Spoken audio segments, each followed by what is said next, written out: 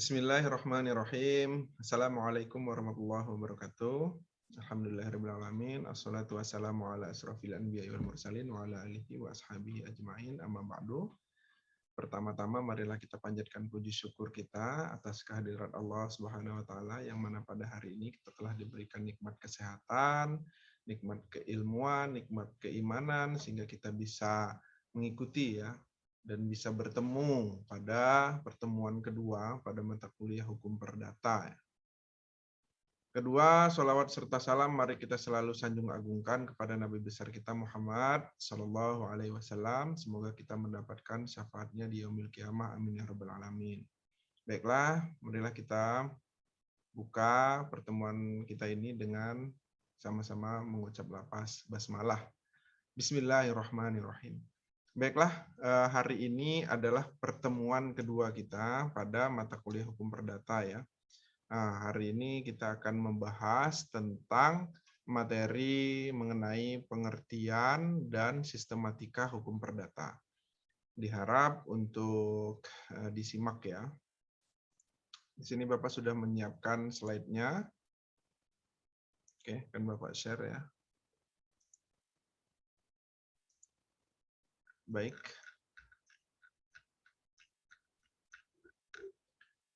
Untuk pertemuan ini kita akan membahas tentang hukum perdata, pengertian dan sistematika hukum perdata ya. Sebagai latar belakang, perlu diketahui bahwa hukum perdata di Indonesia merupakan peninggalan produk hukum yang berasal dari sistem Eropa kontinental atau Eropa Continental System ya. Jadi hukum perdata kita ini peninggalan daripada hukum perdata Barat. Ciri-ciri hukum yang mengandung sistem Eropa kontinental yaitu hukumnya terbentuk melalui kodifikasi ya. Jadi kodifikasi adalah pembentukan hukum dalam kitab hukum yang tersusun secara sistematis dan lengkap. Bentuk kodifikasi dari hukum perdata adalah Burgerlijk Wetboek yang diterjemahkan menjadi kitab undang-undang hukum perdata. Jadi sistem Eropa kontinental itu undang-undangnya berupa tertulis di dalam buku. Jadi yang kita sebut dengan kitab undang-undang. Nah, dalam hal ini kitab undang-undang hukum perdata. Istilah hukum perdata merupakan terjemahan dari Burgerlijk Recht, yaitu hukum yang mengatur hubungan antara warga sipil. Hukum perdata disebut juga civil recht. Hukum perdata merupakan bagian dari hukum privat yang pengaturannya terdapat di dalam BW atau Burgerlijk Wetboek ya, disingkat BW atau Kitab Undang-Undang Hukum Perdata. Hukum perdata terdiri dari hukum perdata material dan hukum perdata formil. Hukum perdata material adalah materi hukum perdata yang sebagian besar terdapat di dalam Kitab Undang-Undang Hukum Perdata. Hukum perdata tertulis dalam arti luas meliputi Kitab Undang-Undang Hukum Dagang, Undang-Undang Perkawinan, Undang-Undang Pokok Agraria, Undang-Undang tentang Hak Tanggungan, dan Undang-Undang tentang Fidusia. Hukum perdata formil adalah hukum perdata yang mengatur tentang tata cara penyelesaian perkara perdata atau disebut juga dengan istilah hukum acara perdata. Nah, kalau materialnya itu bisa didapat dalam undang-undang, kalau hukum perdata formilnya itu adalah bagaimana kita melaksanakan atau tata cara dalam penyelesaian perkara perdata di pengadilan, yaitu dengan pegangannya adalah hukum acara perdata. Mungkin di hukum acara perdata kita kan punya mata kuliah lain, di mata kuliah lain penjelasannya itu di mata kuliah hukum acara perdata. Adapun pengertian hukum perdata menurut Subekti, yaitu hukum perdata dalam arti luas meliputi semua hukum privat material, yaitu segala hukum pokok yang mengatur kepentingan-kepentingan perseorangan. Adapun menurut Sudikno Mertokusumo, Hukum perdata adalah hukum antar perorangan yang mengatur hak dan kewajiban perorangan yang satu terhadap yang lain di dalam hubungan keluarga dan di dalam pergaulan masyarakat. Pelaksanaan diserahkan kepada masing-masing pihak. Jadi hukum perdata itu erat kaitannya dengan perorangan ya. Inilah perbedaan antara hukum perdata dan pidana. Kalau pidana itu hukumnya umum, publik, kalau perdata itu lebih kepada privat perorangan.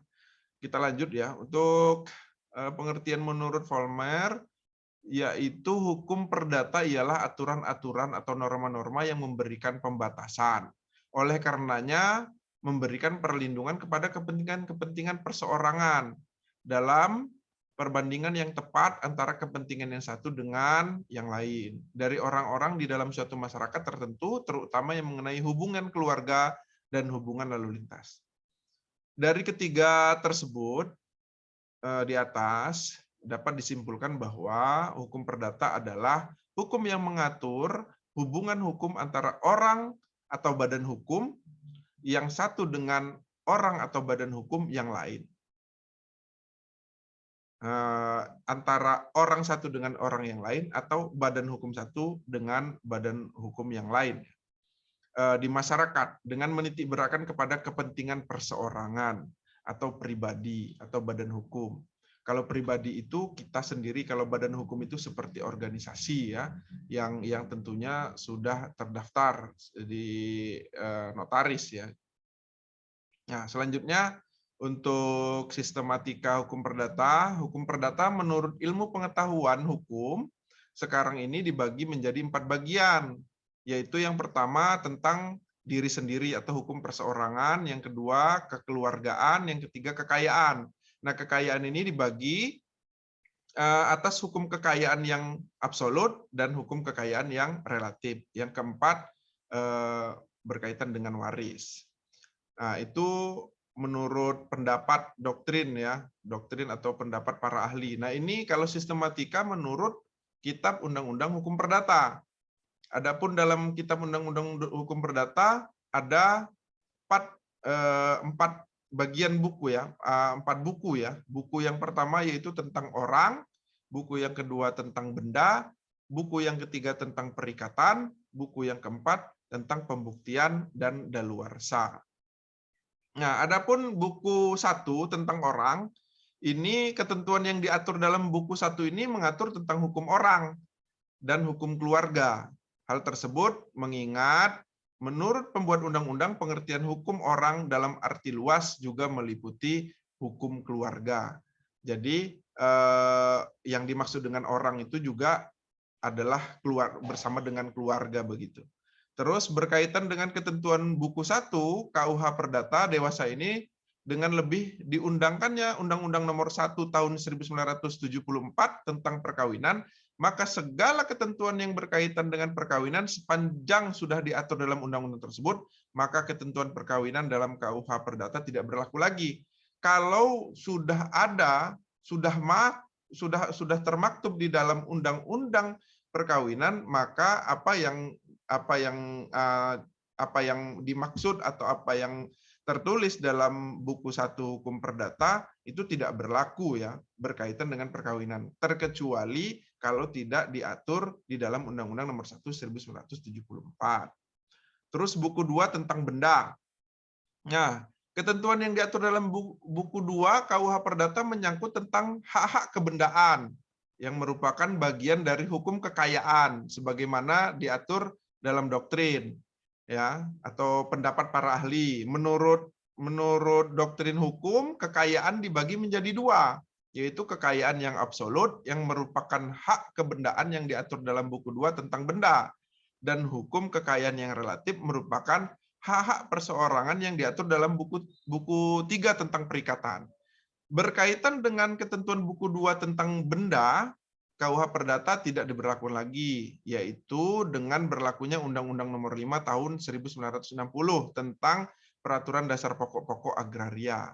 Nah, berdasarkan undang-undang tersebut, semua ketentuan hukum yang menyangkut tanah, air, kekayaan alam lain yang terkandung di dalamnya, yang telah diatur dalam Undang-Undang Nomor 5 Tahun 1960 dinyatakan tidak berlaku.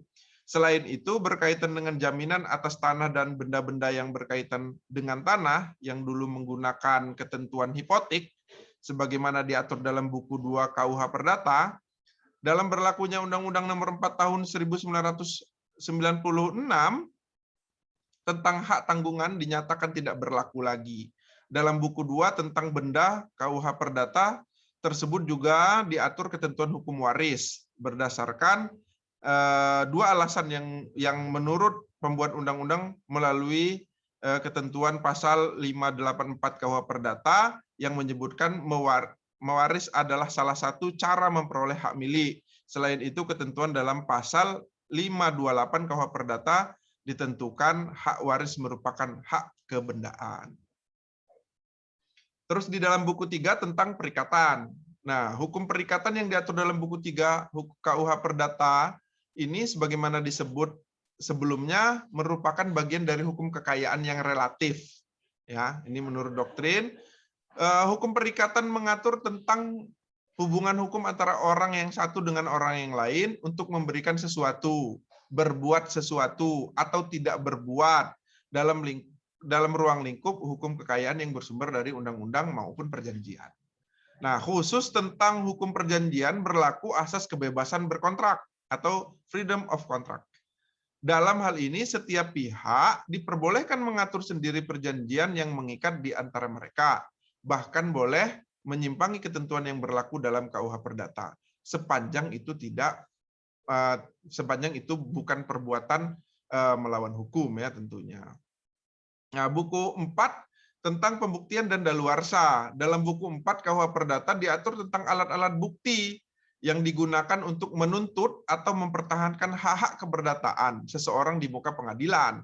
Nah, selain itu, buku 4 KUH Perdata juga mengatur tentang daluarsa atau masa jangka waktu tertentu yang menyebabkan seseorang dapat kehilangan hak-hak keperdataannya atau mendapatkan hak-hak keperdataannya. Misalnya, jangka waktu kapan seorang kehilangan hak untuk menuntut hak miliknya atau jangka waktu yang menyebabkan orang dapat memperoleh hak milik. Nah, berkaitan pengaturan yang termuat dalam buku 4 KUH Perdata, para ahli hukum atau doktrin berpendapat seharusnya itu tidak dimasukkan dalam hukum perdata material, tetapi dimasukkan dalam hukum perdata formil atau hukum acara. Tetapi pembuat undang-undang beranggapan bahwa berkaitan dengan alat bukti dan daluarsa merupakan hukum acara material, sehingga dimasukkan ke dalam hukum material. Nah, pembuat undang-undang membedakan antara hukum acara material yang masuk dalam ruang lingkup hukum material dan hukum acara formil yang masuk dalam ruang lingkup hukum acara formil. Nah, ini sistematika ya, sistematika tadi yang sudah Bapak jelaskan. Nah, yang menurut doktrin bahwa ada 4. Yang pertama hukum orang, hukum waris, kekayaan dibagi dua jadi kekayaan absolut dan relatif, dan hukum keluarga. Nah, ini dibagi berdasarkan kitab Undang-Undang Hukum Perdata, buku 1 tentang orang, buku 2 tentang benda, dan buku 3 tentang perikatan. Terus buku 4 tentang pembuktian dan daluarsa, ini berkaitan erat dengan pembuktian di pengadilan ketika kita mempertahankan hak atas kebendaan atau hak kita gitu kan, hak kita dalam hukum perdata. Baiklah, mungkin sampai di sini dulu pertemuan kita berkaitan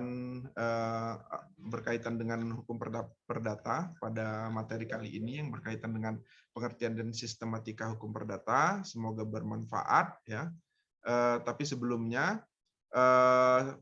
jangan lupa mengerjakan tugas, yaitu kalian membuat resume dengan tulis tangan di kertas folio bergaris.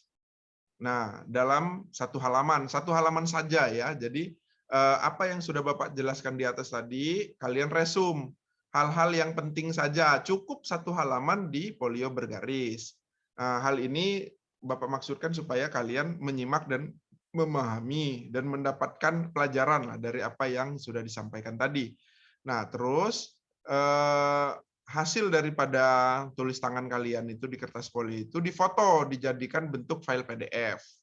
Sudah difoto, dijadikan PDF. Nah, file PDF-nya atau resume tadi yang sudah menjadi PDF atau JPEG ya tersebut, masukkan ke dalam kolom penyerahan tugas yang ada di bawah link video yang Bapak upload ini ya, di e-learning. Jadi di bawah link ini ada kolom penyerahan tugas. Nah, yang diupload adalah foto atau PDF daripada hasil resume kalian terhadap materi ini.